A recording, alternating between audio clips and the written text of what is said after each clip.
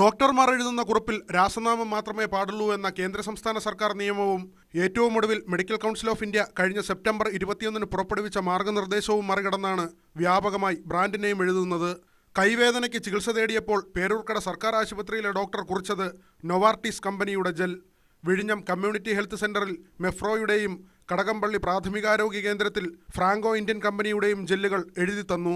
റിലാക്സിൽ, മൊബിലിൻ, വവറാൻ 3 ഡോക്ടർമാർ അവരവർക്ക് ഇഷ്ടമുള്ള 3 ബ്രാൻഡുകൾ എഴുതി. മരുന്ന് വിലയുടെ 30% വരെയാണ് കമ്പനികൾ ഡോക്ടർമാർക്ക് കമ്മീഷനായി നൽകുന്നത്. അവിശുദ്ധ കൂട്ടുകെട്ടിന്റെ വിശദാംശങ്ങളെക്കുറിച്ച് മെഡിക്കൽ സ്റ്റോർ ഉടമ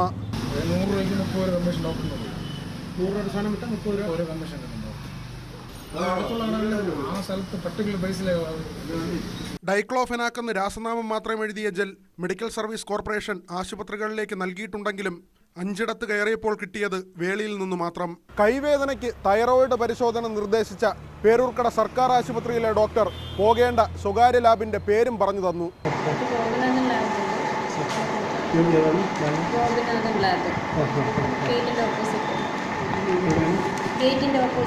സ്വകാര്യ ലാബിലേക്കുള്ള കുറിപ്പിൽ ഡോക്ടർ സ്വന്തം പേര് എഴുതി ചേർക്കുകയും ചെയ്തു.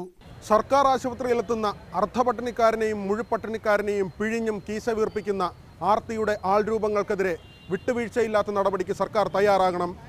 നിയമമുണ്ട്, നടപ്പാക്കിയാൽ മാത്രം മതി. V Vinod, news 18, Thiruvananthapuram.